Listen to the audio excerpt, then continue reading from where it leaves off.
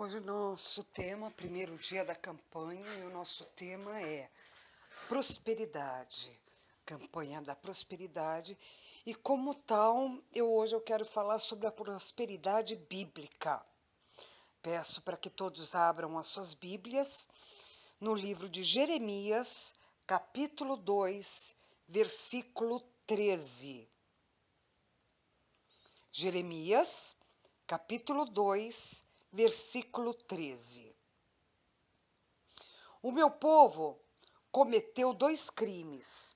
Eles me abandonaram, a mim, a fonte de água viva, e cavaram as suas próprias cisternas, cisternas rachadas que não retêm água. Amém?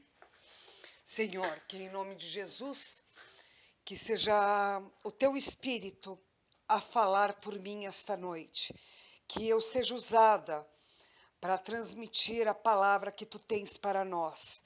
Senhor, livra-nos de todo e qualquer tipo de manipulação humana e que o teu Espírito nos dirija do início ao fim desta palavra, em nome de Jesus. Amém.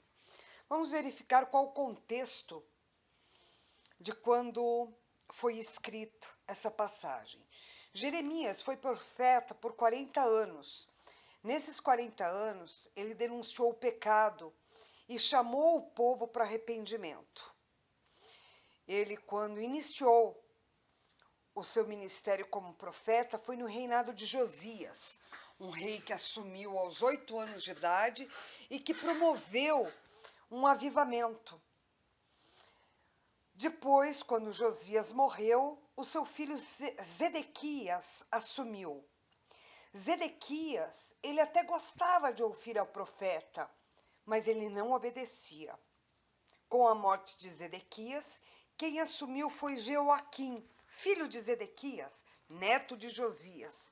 Jeoaquim foi um péssimo rei. Ele tinha desprezo pelo profeta Jeremias e, inclusive, tentou matá-lo. O ministério de Jeremias não foi fácil, não. Ele foi lançado na prisão por 2 vezes. Isso vocês podem conferir no livro de Jeremias, no capítulo 37 e no capítulo 38. Ele foi levado forçadamente para o Egito. Está lá em Jeremias, capítulo 43. Jeremias foi rejeitado por todos os seus vizinhos, foi rejeitado por sua família, foi rejeitado inclusive pelos reis.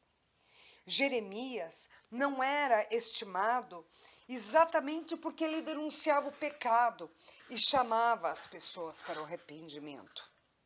Nós podemos dizer, com tristeza no coração, que não é muito diferente hoje em dia.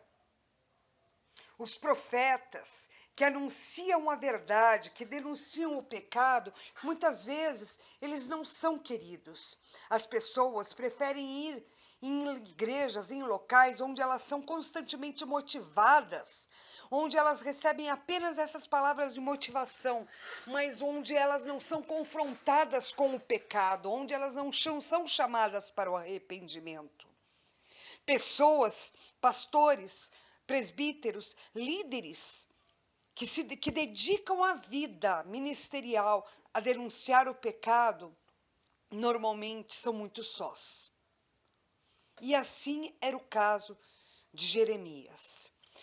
Veja bem, nós estamos falando hoje sobre prosperidade. E o que prosperidade tem a ver com Jeremias? Vamos antes verificar uma coisa. Quais são os nomes em hebraico para essa palavra prosperidade? Eles têm 5 nomes, 5 substantivos que vão se representar no português para a palavra prosperidade.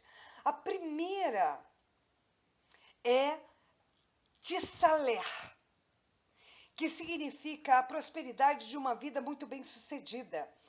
Essa prosperidade, ela sempre é fruto da obediência. Nós temos essa palavra de tissaler, significando prosperidade, quando se lê a história de José e do rei Osias também. O segundo nome é Shaiá. Shaiá é a prosperidade de uma vida longa e saudável.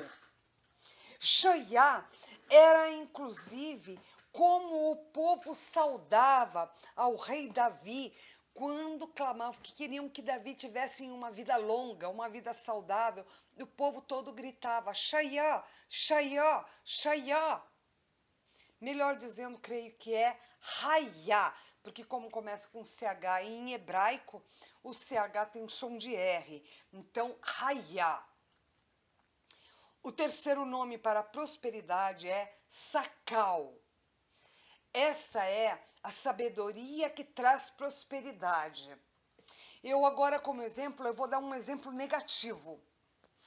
Na Bíblia, quando se fala de Nabal, o marido de Abigail, se relata como Nabal não tendo sacal, ou seja, não sendo próspero. Na Bíblia, no português, se traduz como ele sendo imprudente, tolo. Incrível é que Nabal era rico, porém, Deus se referia a ele como ele não próspero. Ou seja, para Deus, a prosperidade não é contada apenas por motivos materiais. Você pode até não ser rico, mas se você é sábio, perante Deus você é próspero. O quarto substantivo para a palavra prosperidade é Xalá. Xalá significa paz. Daí vem, inclusive, a palavra shalom. Xalá é o estado de paz.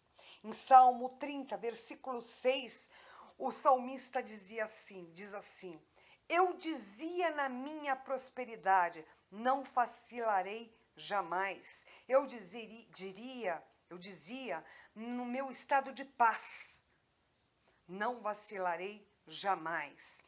Isso também em outras passagens da Bíblia mostra em Provérbios, quando fala que muitas vezes o tolo tem no seu estado de paz o caminho para o inferno.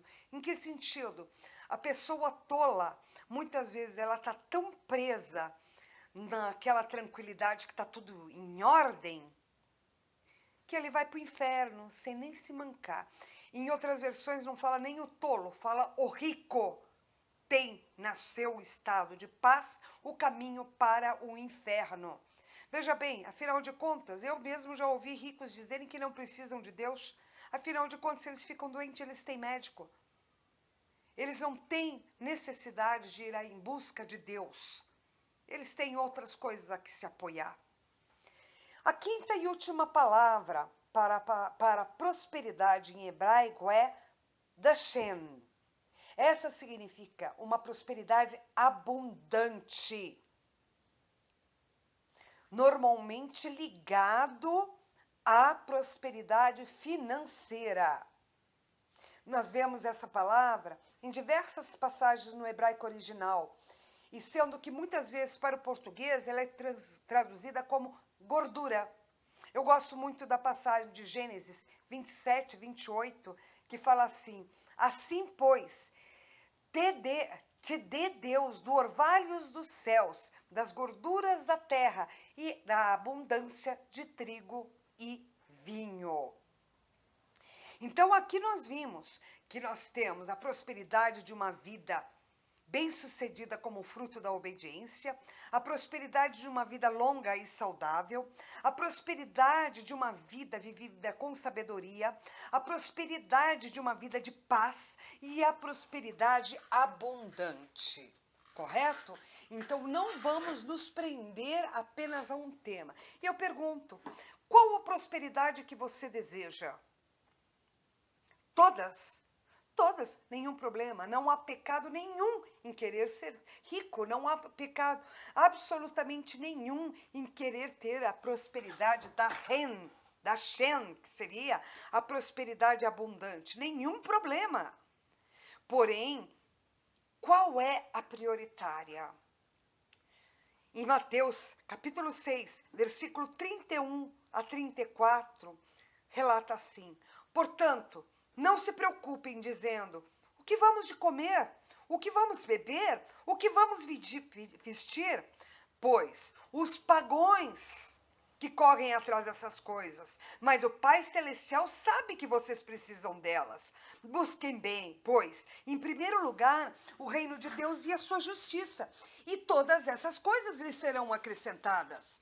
Portanto, não se preocupem com o amanhã, pois o amanhã se preocupará consigo mesmo. Basta a cada dia o seu próprio mal. Olha aqui o que Deus está falando. Deus está falando que a gente não tem que se ficar se preocupando com a comida, com a bebida. Que quem faz essas coisas são os pagãos que não temem a Deus. Que nós devemos confiar no Senhor, fazer a nossa parte, trabalhar, ir em busca do alimento, ir em busca da roupa. Porém, saber que o Senhor não vai nos deixar morrer de fome. E sossegando o nosso coração, nós devemos então buscar em primeiro lugar o reino de Deus e a sua justiça. Não devemos nos deixar dominar pela ganância, pela vontade de ganhar mais e mais e abandonar o reino de Deus, mas sim buscar o reino de Deus. Então, quando nós estamos orando, o que nós devemos orar com prioridade? Para que o Senhor nos dê as coisas ou para que o reino de Deus cresça? Com certeza, para que o reino de Deus cresça e que a justiça de Deus se faça presente em nossas vidas. E aí, então, as coisas serão acrescentadas. Nós não temos necessidade de ficar pedindo para Deus o pão. Nós não temos necessidade de ficar pedindo para Deus a bebida. Elas nos serão acrescentadas conforme nós trabalhamos como intercessores para o reino de Deus e para a sua justiça. Se nós não agirmos assim, nós estamos agindo que nem pagão, que nem pessoas que não conhecem a Cristo. Mas, voltando para Jeremias, para o livro que nós estávamos lendo agora. O que são cisternas? Querem ler de novo? Vamos ler de novo? Vamos lá. Nós tínhamos aqui, então, Jeremias, capítulo 2, versículo 13.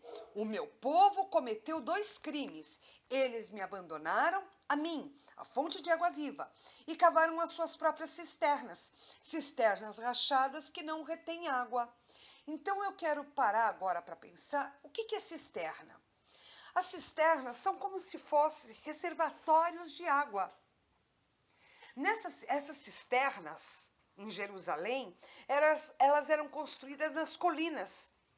Era utilizado na construção dela pedra calcária e internamente se revestiam elas de massa de gesso.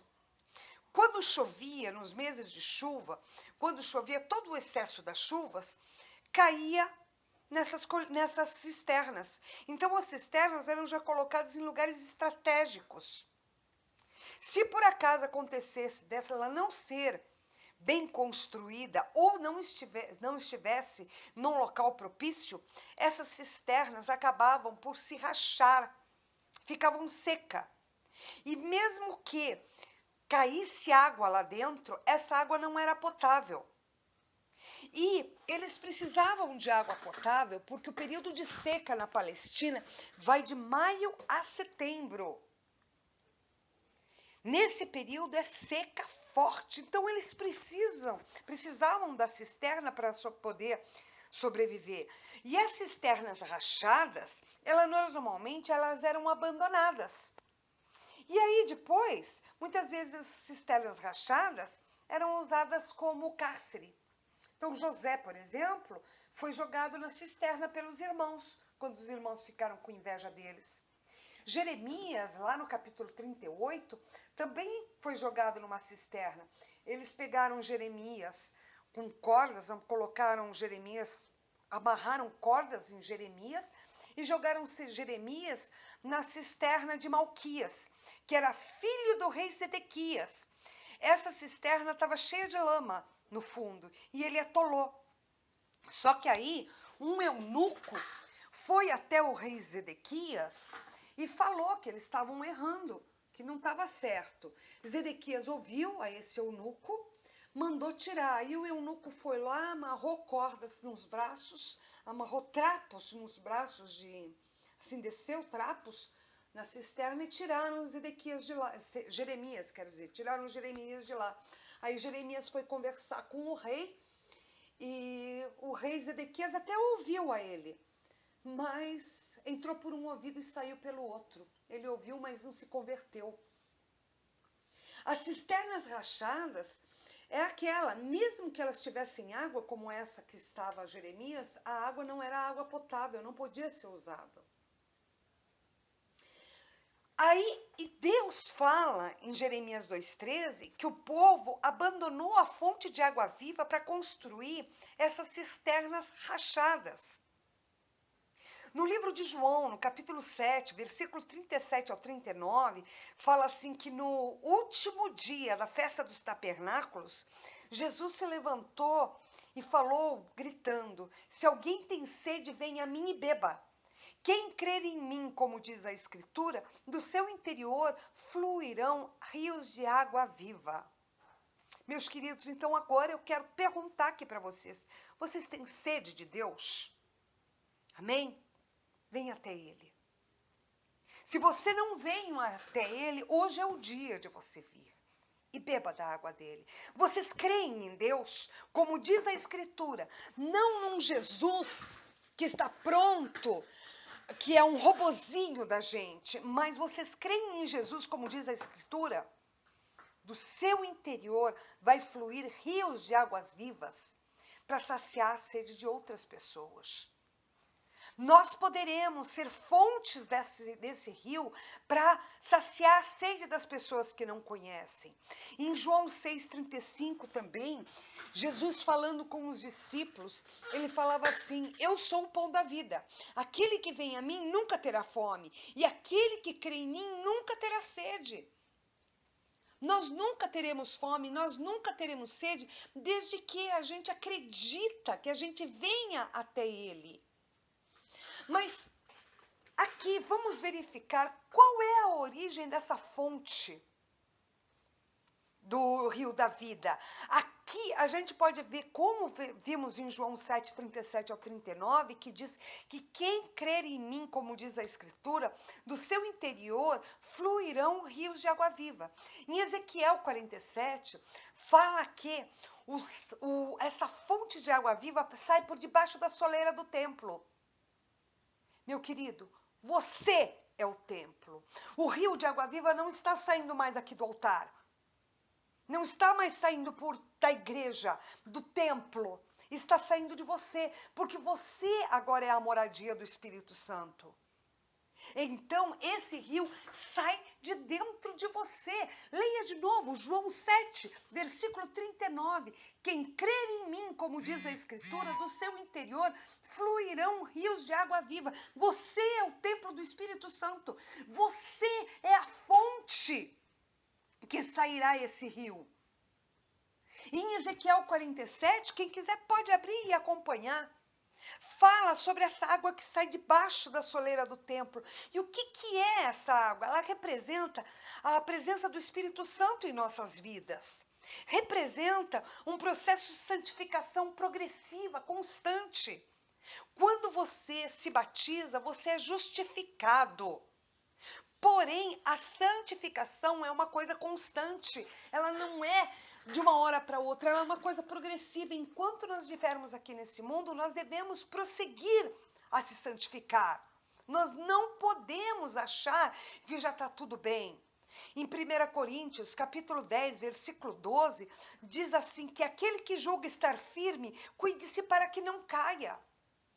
Sabe, meus queridos, muitas vezes a gente vê pessoas que estavam na igreja, muitas vezes tinham até ministérios. Eu conheço pastores, eu conheço diáconos, eu conheço ministros de louvor, eu conheço muitas pessoas que estavam na igreja e de repente saíram, não querem mais saber, se machucaram.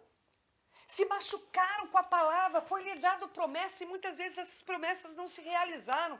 E a pessoa foi iludida por uma teologia, foi iludida por uma religião que não está baseado na Escritura. Eles conheceram um Jesus que não é o Jesus da Bíblia, mas é o Jesus dos homens. Um Jesus que é nosso servo e não nós servos deles. Um Jesus que está lá sempre prontinho para atender os nossos caprichos e nossos mimos. Para atender nossas vaidades e nossas futilidades. Aí essas futilidades não são atendidas e a pessoa sai da igreja. Essas pessoas estão iludidas. Aí vem o Senhor e desilude essas pessoas. Ai, como é boa essa desilusão. Às vezes a desilusão é necessária. O Senhor vem e essas pessoas começam a passar por um processo no mundo onde nada mais as preenche. Até o que o dia, elas totalmente desiludidas da religiosidade, elas decidem vir para a religião verdadeira. Elas decidem vir para Jesus e não para uma futilidade, para um deusinho que só serve para nos mimar e paparicar. Mas sim, eles decidem vir para o Deus soberano, o Deus criador, o Deus que reina, e não um Deus que ainda está pregado na cruz. Em Ezequiel 47, fala então desta água que sai da fonte, que a primeira parte é quando essa água cobre os pés, chega até aqui o tornozelo, os pés cobertos. E o que é os pés? Os pés é o início da nossa caminhada. Então, quando a pessoa se batiza, ela é selada pelo Espírito Santo, mas ela ainda não está totalmente direcionada pelo Espírito Santo. É o início de uma transformação. Os pés representam esse início da transformação, representam o nosso id. Em Efésios 6:15, diz, e tendo os pés calçados com a prontidão do evangelho da paz. Então essa pessoa, ela está com os pés calçados no evangelho da paz. Em Romanos 5:1 também fala, tendo sido, pois, justificados pela fé, temos paz com Deus, por nosso Senhor Jesus Cristo. Fomos justificados pela fé, porque cremos em Cristo. E agora devemos ter essa paz com Deus, por nosso Senhor Jesus Cristo. Ele anda mais um pouco, o profeta anda mais um pouco e tem os seus joelhos cobertos. O que são os joelhos? Os joelhos é a oração. Os joelhos é a submissão ao nosso Senhor. Representa a oração que nós devemos ter todo dia. Sabe por que todo dia? Porque oração é relacionamento. E nós devemos nos relacionar com o nosso Pai diariamente. De joelhos, na oração, mesmo que você não esteja com os joelhos físicos, que esteja com o teu coração dobrado. Em Lucas, capítulo 22:46, Jesus estava acabando de voltar do monte e encontrou seus discípulos dormindo. E ele pega e fala com seus discípulos, por que vocês estão dormindo? Vamos aí, levanta, vamos, orem, para que vocês não caiam em tentação. Levantem-se e orem para que vocês não caiam em tentação. Muitas pessoas estão dormindo e o Senhor chama essas pessoas para se levantar e orar. Filipenses 4:6 fala assim, não andeis ansioso por coisa nenhuma. Em tudo, porém, sejam conhecidas diante de Deus as vossas petições pela oração e pela súplica com ações de graça. Abre essa parte, abre essa Bíblia. Filipenses 4:6, vamos olhar. Não andeis ansiosos coisa alguma. Agora vamos ver como que devem ser nossas orações?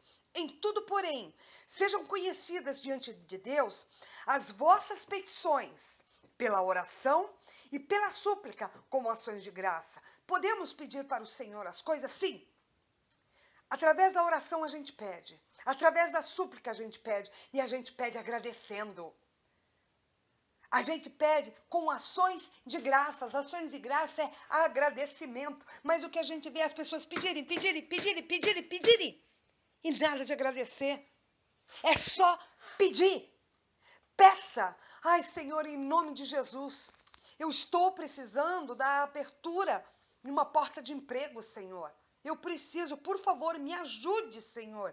Que seja feita a tua vontade e não a minha. Me ajude, Senhor. E eu antecipadamente te agradeço, porque eu confio na sua sabedoria de nos guiar para o caminho melhor. Isso é ações de graça. Após os pés, os joelhos, vai cair nos lombos. O que são aqui os lombos? Olha, tá aqui. Os lombos é essa região, essa aqui, ó, onde a gente às vezes quando fica muito tempo de pé e a gente tá mais gordinho, começa a doer, dá a dor lombar. Pertence aqui, essa região da coluna. E para que serve a nossa coluna? A nossa coluna é o que sustém o nosso corpo e os nossos membros. Então, uma pessoa que tem uma lesão na coluna, ela muitas vezes fica paraplégica ou tetraplégica, parcialmente imobilizada ou totalmente imobilizada, perdendo totalmente a capacidade de trabalhar. Outra coisa que provoca dor também é sedentarismo. Então, você sabe qual é o tratamento por dor na coluna, minha querida? Você sabe qual é?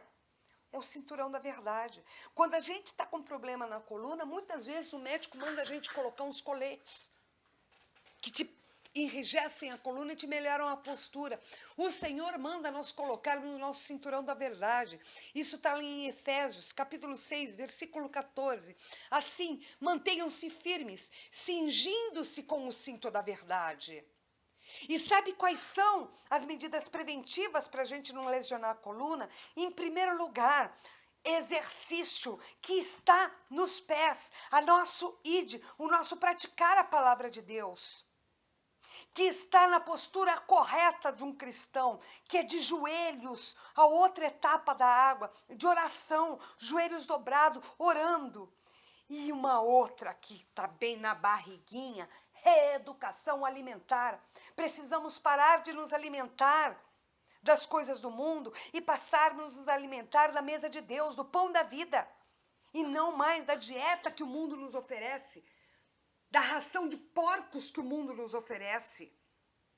Não se esqueça de onde o Senhor te tirou.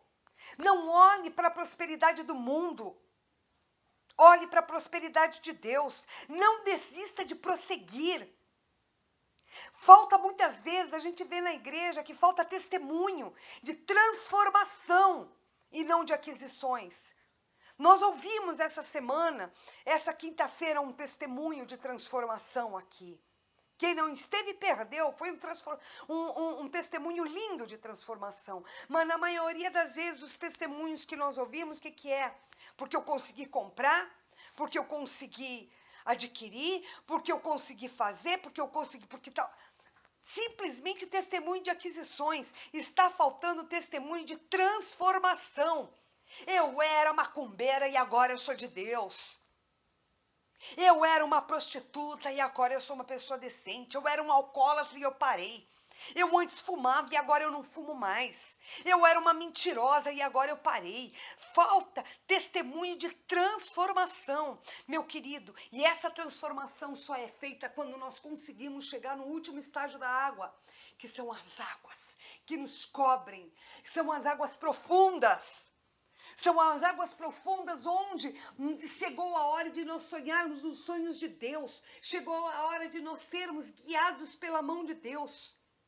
Chegou a hora de nós estarmos totalmente entregues ao Senhor. Perdemos a nossa capacidade de dirigir o nosso caminho e entregamos o nosso livre-arbítrio ao Senhor. Essa fonte de água viva só o Senhor pode nos dar. Mas vamos mergulhar, nós temos que mergulhar nas águas do Espírito. A Bíblia é muito clara quando fala, portanto, submetam-se a Deus, resistam ao diabo e ele fugirá de vós. Estar repleto do Espírito é o que nós devemos ansiar. O mundo, então, não vai mais nos atrair, porque a gente vai estar com o nosso cálice transbordando, sem espaço para o pecado. Mas isso deve ser constantemente. Mas o que são, então, as cisternas rotas? A fonte de água viva é o Senhor. E o que são as cisternas rotas? As cisternas rotas são os valores de religião falso, é uma religiosidade falsa. É construir a sua piscina com as tuas medidas. É construir a tua vida com os teus parâmetros, com os teus desejos. É você construir o que você acha de uma vida digna, esquecendo-se do que o Senhor diz que é uma vida digna. É você pedir coisas para a tua vaidade. É a pessoa que chega, eu sou evangélica, eu me batizei, eu vou na igreja todos os cultos. Isto não basta. A fonte de água viva deve fluir do seu interior. Nós temos que ser templo do Espírito Santo. O avivamento por escolhas pessoais é totalmente irreal. O avivamento só pode acontecer quando nós estamos em Cristo. Nós precisamos de transformação. E aonde está a prosperidade nessa palavra? Ezequiel 47, 12. Árvores frutíferas de toda espécie crescerão em ambas margens do rio. Suas folhas não murcharão, os seus frutos não cairão, todo mês produzirão, porque a água vinda do santuário chega até elas. Seus frutos servirão de comida, suas folhas de remédio. Essa é a prosperidade de Deus. Mas uma coisa eu aprendi olhando para Rio, onde eu morei por muitos anos, se cruza, no meio da cidade, cruza o rio. E por várias vezes, toda sexta-feira nós íamos orar na beira do rio. Sabe, meus queridos, aonde o rio está mais estreito, a correnteza é a mais forte. Mateus 7,14 fala: como é estreita a porta, é apertado o caminho que leva à vida, são poucos os que a encontram. Não adianta nós queremos rios largos. Muitas vezes teremos que passar pelo estreito. Quanto mais pedra tiver no rio, essas águas ficam agitadas no período de pedras. O Espírito Santo corre, mas sabe para que são essas pedras? É uma oportunidade de nós pararmos para olhar para Deus. A tribulação, meus queridos, produz perseverança. A perseverança produz um caráter aprovado. E o caráter aprovado produz esperança. Está lá em Romanos 5. Não para. Se as águas do mar da vida, ai como eu amo esse louvor, se as águas do mar da vida quiserem te sufocar, segura nas mãos de Deus e vai. Sabe por quê? Ele quer te levar para as águas tranquilas. É a promessa em Salmo 23. Por onde esse rio passar, vai ter prosperidade. Por onde o rio do Espírito Santo passar, vai ter prosperidade. Mas sem arrependimento não há prosperidade bíblica. Sem perdão não há prosperidade bíblica. Sem santidade não há prosperidade bíblica. São valores errados. Queremos cisternas rotas e não a fonte de água de água viva. Até quando seremos como o filho, o irmão do filho pródigo, que vão ficar querendo cabritos para festejar, em vez de aproveitar o pai que estava do lado dele? Até quando nós vamos morrer de sede, se Cristo nos oferece água que jorra para a vida eterna? Do que vale ter bens materiais e não ter a presença do Senhor na nossa vida?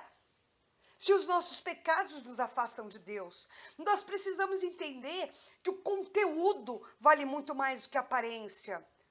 Se lembra da vez que o pastor trouxe aqui um mendigo que ficou lá fora e era um pastor?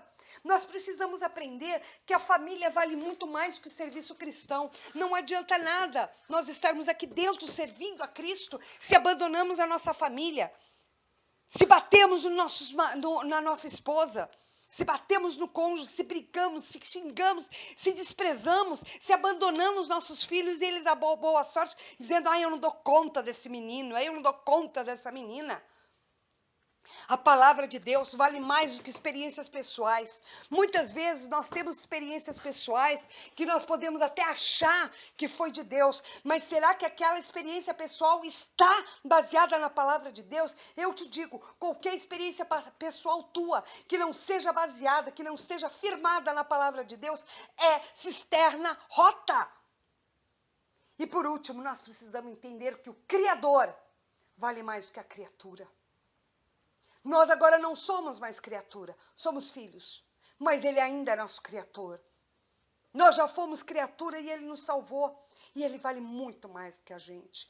Como podemos nós obter a prosperidade? Primeiro passo, pela obediência. O profeta só atingiu as águas profundas porque ele obedeceu e foi junto de Deus. E foi junto.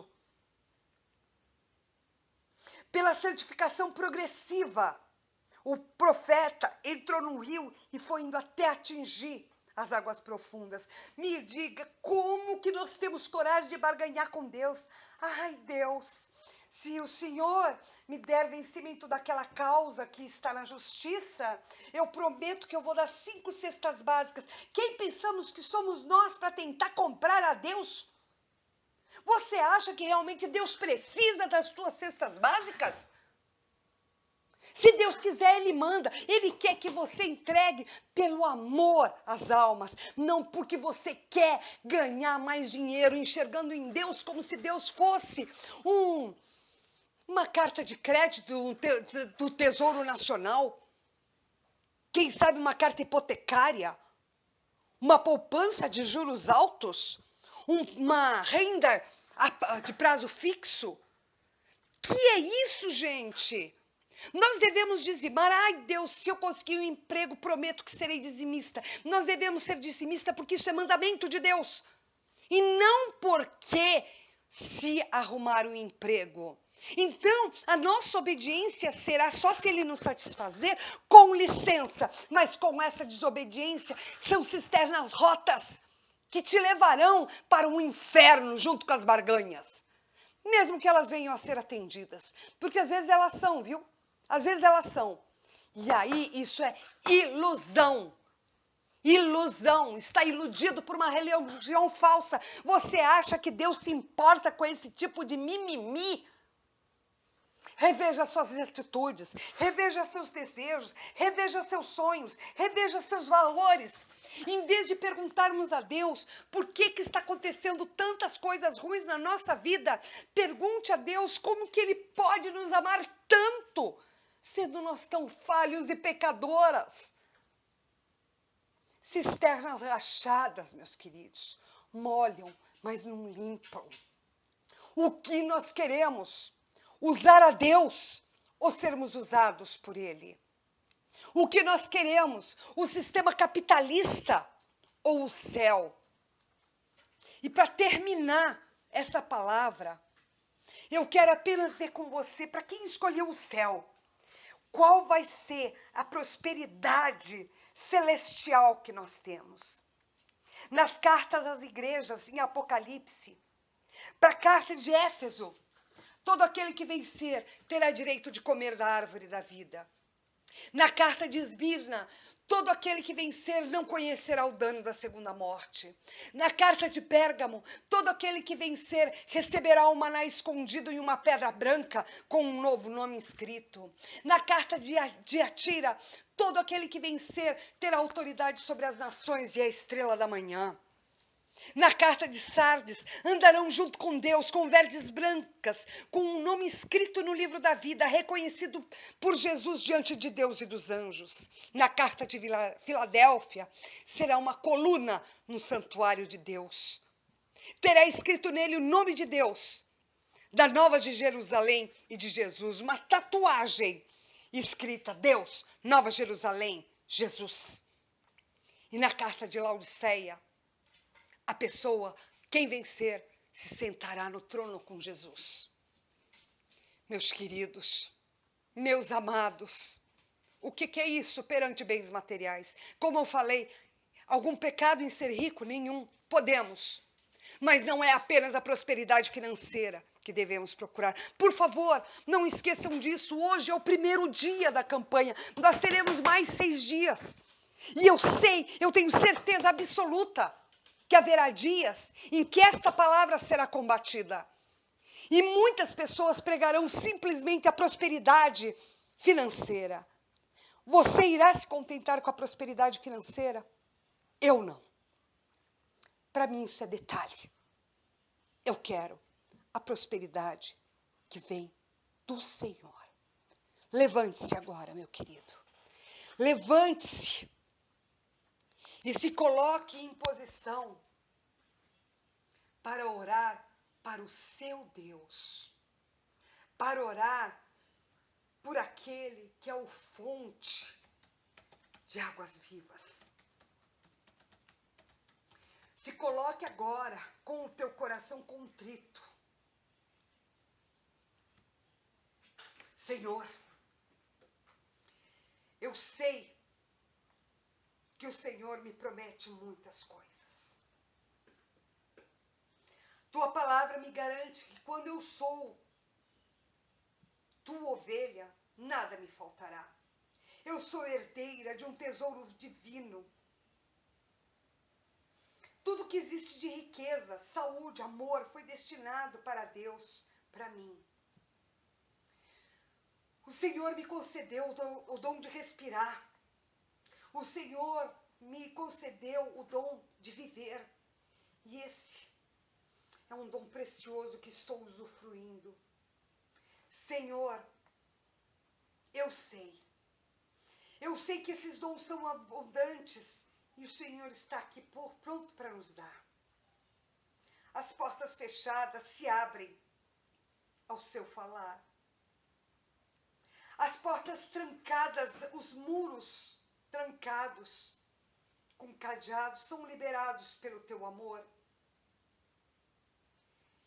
E todo caminho tão impossível de passar, o Senhor nos acompanha.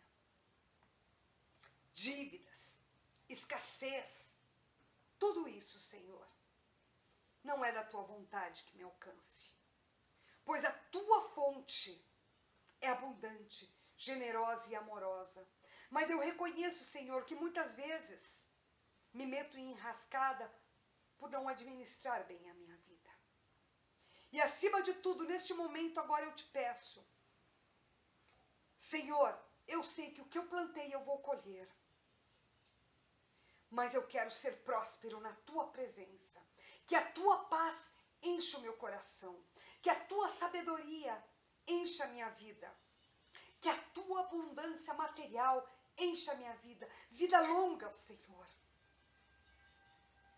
Eu quero a abundância, a prosperidade que vem do Senhor. Eu quero a vida em abundância, a vida em abundância. E eu sei que eu só terei vida, Senhor, se eu estiver na tua presença. Isso, Senhor, é que eu oro, é o que eu suplico. E te agradeço, Deus, porque eu sei que o Senhor nos atenderá, acima de tudo, de acordo com a tua soberana vontade, Pai.